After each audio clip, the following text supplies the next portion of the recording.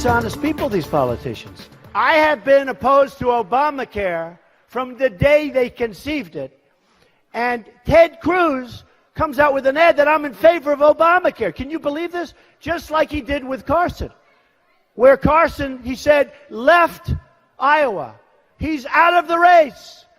Vote for him.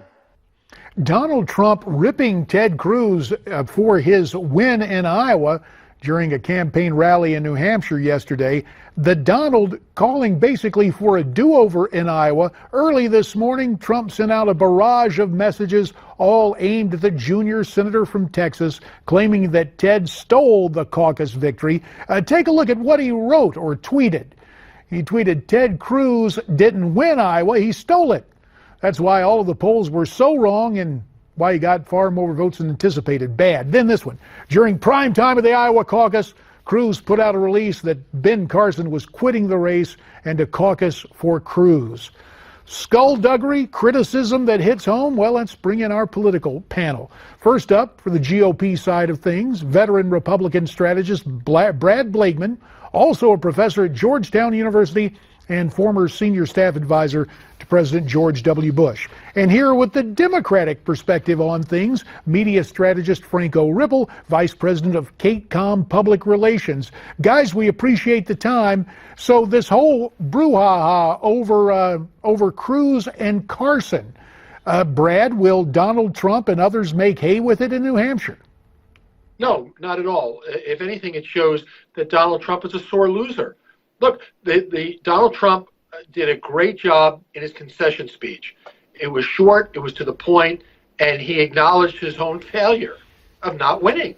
And then he went off to New Hampshire, and the next morning he did the same thing. He was conciliatory. He talked about what went wrong in New Hampshire, in Iowa, what he needs to do in New Hampshire, and then all of a sudden the wheels came off, and he was seething. There's no question about it. He doesn't like to lose.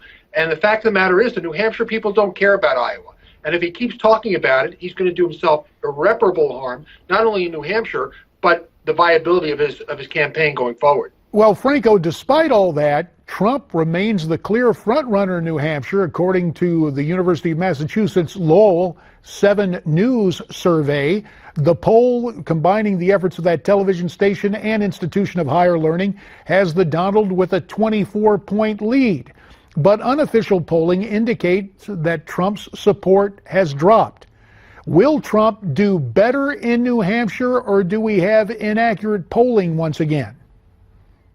I think he'll do better in New Hampshire. He'll do better in New Hampshire than he certainly did in Iowa. Although I agree with Brad, his concession speech was unusually conciliatory for him, and it was a good look for him compared to how he usually is. And then he comes out with, if you really want to appeal the primary or the caucus results, tweeting about it's not the way to do it. There's actually an appeals process. But he'll do better in New Hampshire. But the thing for Cruz is that if he wants to build on this momentum, what he cannot afford is mistakes like he made with that mailer in Iowa. Boy, what a mistake that was. That really got primary voting Republicans up in arms to try to send out a mailer, first of all, that... Well, yeah, we can get into all that, but let me just simply say I've seen a lot of mailers in a lot of states very similar to what Ted Cruz sent out, and other people did that too. More to the point, Brad Blakeman, you have a situation where a lot of establishment pundits are saying Cruz's Iowa win looks kind of like what Mike Huckabee did in 2008 and Rick Santorum in 2012. That comparison, does it help start a chorus against Cruz? Yeah, I think it does, because typically, as we know, JD, history says that Iowa doesn't dictate who the nominee is going to be. He has to work hard in New Hampshire, a place that he hasn't been, and others have, like Kasich and Christie and Bush, and it's going to be hard to overcome that.